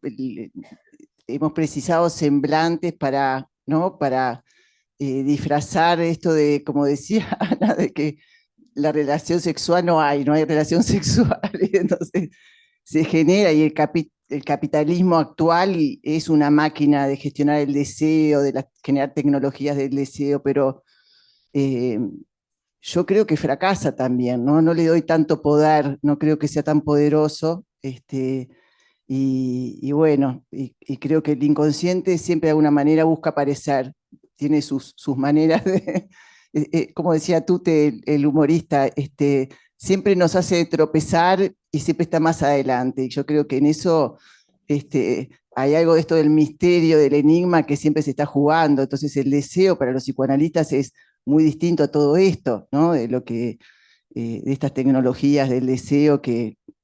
Y estoy de acuerdo con lo que planteaba Analía, que tampoco podemos caer en estas disyuntivas de falsas oposiciones, que hay que elegir. Es la realidad que nos toca. Y todos estamos también atrapados en estas mismas cosas, ¿no? Hay un par de mensajes de Raya. ¿O alguien quiere hablar? Voy a leer lo de Raya. Quisiera expresar mi emoción al ver esta mesa excelente, creativa, instigante, retrato de este número de Calibán. Vine a hacer esta revista, dar sus primeros pasos y que ahora que anda libre, leve y suelta, paseando por América Latina. Felicitaciones a la editora, equipo editorial y autores. Gracias, Raya. Analía. No, un poco en esta línea de lo que decía Caro y el comentario que leí de Alejandro Baroni, ¿no? Pensaba en esto, que tal vez iluminar solo los aspectos más complejos o alienantes, ¿no? De las tecnologías o de la humanidad actual, me parece que nos puede dejar como sin ver que nos da un montón de posibilidades también, ¿no? Como por ejemplo estar compartiendo en este momento donde tal vez no es la misma conexión o relación al otro que el cuerpo a cuerpo, pero se da un tipo de contacto, se da un encuentro. Entonces, me parece que, no sé, yo escuchaba, por ejemplo, bueno, la presentación de Paula y me parece que son nuevas formas de producción de sentido, que por ahí nos cuesta, justamente porque tenemos lógicas de subjetivación modernas, nos cuesta mucho, ¿no? Porque nosotros sí, por ahí estamos entre lo público y lo privado, el pudor, pero me parece bueno, que es importante no tirar al bebé con el agua del baño también, ¿no? Porque si no es como que invade una especie de pesimismo y de falta de expectativa, cuando la verdad que todos hemos vivido con el modo en que los análisis funcionaron por pantallas, el tipo de conexión que encontramos, y me parece que bueno, que es todo a investigar y a crear, ¿no? Bueno, de cómo funcionan en estas nuevas realidades multiversicas, ¿no? Bueno, nada, es una reflexión. Gracias, Analía. Voy a leer el comentario que no lo había visto de Alejandro Baroni. Agradecido por las ponencias que dejan pensando, sin perjuicio de la belleza erótica de la revista Papel, solo una defensa de este medio digital comunicativo. Aquí tenemos una erótica mesa curvilínea que gusta, 2 manzanas mordidas, una acostada y otra erguida, y otros objetos varios. Carolina Longas escribe: felicitaciones y agradecida por las ponencias estimulantes que en esta ocasión invitan al encuentro y la experiencia. Eloá, felicitaciones a los ponentes, comentarios, planteamientos muy potentes para reflexionar. Pregunto si la experiencia de vacío y sujetos que se cortan, cómo están viviendo sus experiencias corporales. Muy agradecida por esta excelente gira. Raya, sí tienes tiempo para hacer una pregunta.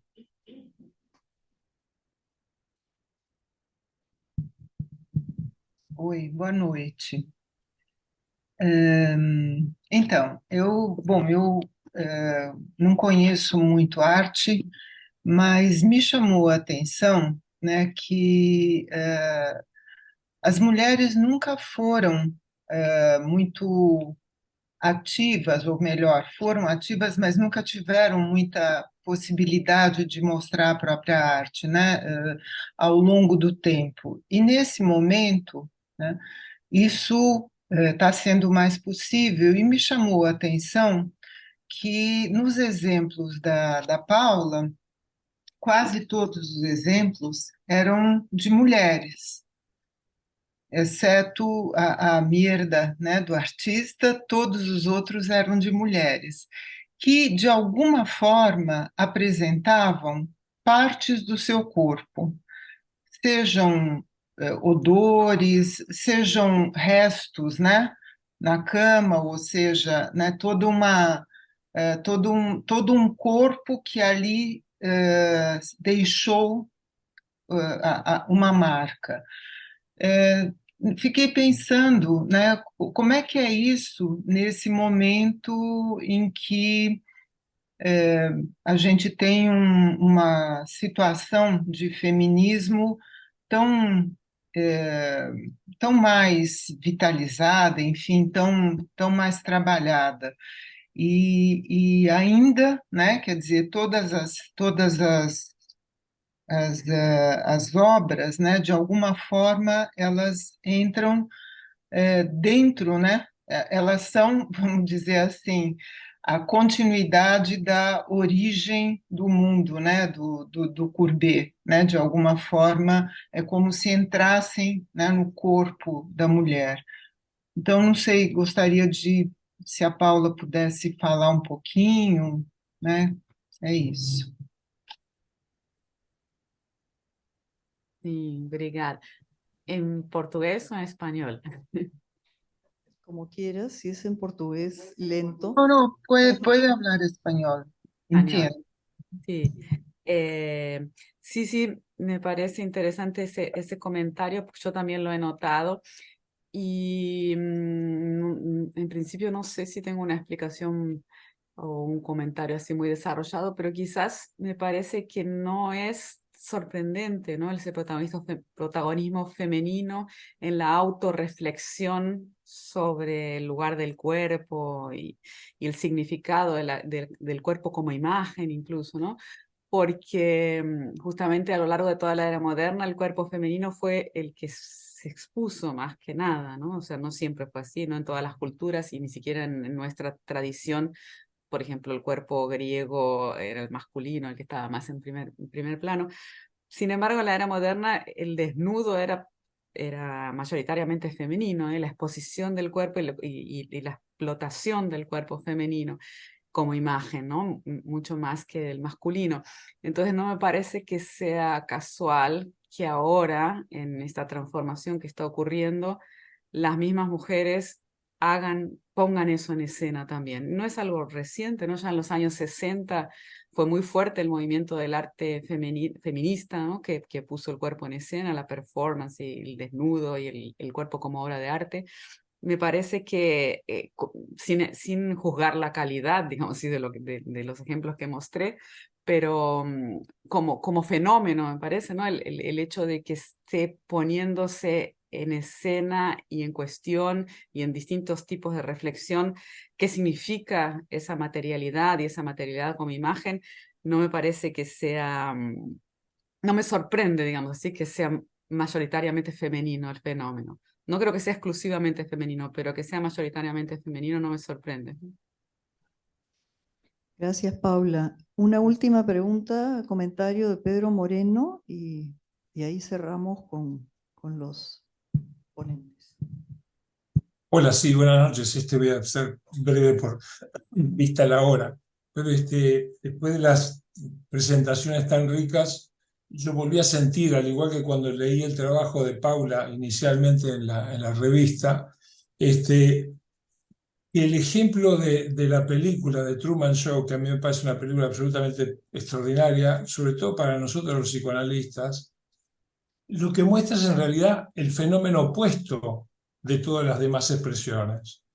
Es decir, Truman no es alguien que se muestra, que se exhibe como los artistas o los que aparecen en Internet colgando historias de su vida, sino que en realidad él es presa de un engaño. Es decir, Truman no sabe que él es la figura principal de un reality. Truman no sabe que en realidad no es true, no es verdadero. Vive una gigantesca mentira. Y lo que es muy interesante, agregando un poco a la manera en la que Paula describe cómo se siente Truman, a mí me parece que Truman tiene un carácter rebelde, porque Truman, al modo del detective, como hacemos nosotros, como dice un colega amigo mío en NAPU, los psicoanalistas que buscamos pistas y indicaciones y señales que nos lleven a distintos lugares, va percatándose de cosas que no le cierran con la realidad, que le parecen llamativas. Y entonces hay una escena extraordinaria donde le dice, bueno, a la mujer, bueno, esperaba saber que después de que pasa la nena esta con la bicicleta, viene no sé quién que va a vender no sé qué cosa. Porque ya descubrió la regularidad de ciertas cosas. Y él es tan rebelde que insiste en irse, se quiere ir de ese lugar. Como el paciente que quiere salir del sufrimiento, de eso que no sabe que lo tiene preso y lo angustia. E insiste, y por supuesto el malvado de Ed Harris, que es el director del programa, se lo impide, le inventa toda suerte de cosas para que no lo pueda hacer. Y en medio de esa rebeldía extraordinaria, parte con su bote, engaña a todo el mundo, se escapa sin que nadie lo vea, y atraviesa una tormenta terrible donde de vuelta ese padre terrible que es Ed Harris lo deja librado a la tormenta donde puede efectivamente morirse, ya no ficticiamente. Y llega a esa escena absolutamente maravillosa que es propia del cine como arte, porque es un fenómeno visual, auditivo, que en lo que mostrabas tú se veía como llega un momento en donde la punta del barco rasga ese telón de cielo que lo encierra. Rasga esa realidad ficticia, es extraordinaria la escena. Y en ese momento, él se da cuenta que hay una escalera, como muestra la foto que vos ponés, y en ese momento Ed Harris, como si fuera la resistencia, como si fuera el beneficio secundario, le dice, quédate acá que yo te voy a seguir protegiendo. Y él se niega. Y en esa cosa maravillosa que tiene un actor extraordinario como Jim Carrey, se despide de él de la manera en la que siempre se despedía, diciendo, bueno, buenos días, buenas tardes, si no te veo, buenas noches, y se va.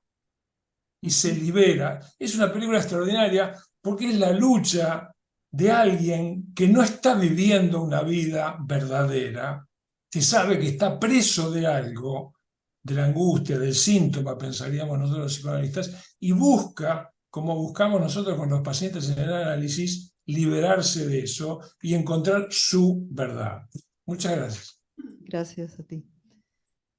1 minuto tiene cada uno para cerrar. ¿Puedo comentar un poquito? Claro, eso? Paula, tú. Yo estoy totalmente de acuerdo porque justamente esa película es un año antes, ¿no? Es muy curioso eso porque un año antes de que se imponga el reality show como el género predominante probablemente de la contemporaneidad. Y de hecho, ese personaje es un héroe trágico, es un drama para él, es terrible, es darse cuenta que vivió una mentira, que no tuvo privacidad, ¿no? Es un héroe trágico y al mismo tiempo tiene este drama burgués, ¿no? O sea, no tuvo privacidad, fue totalmente transparente su vida, de nuevo, ¿no? Así. y además negocio, ¿no? A la venta, o sea, espectáculo vendible.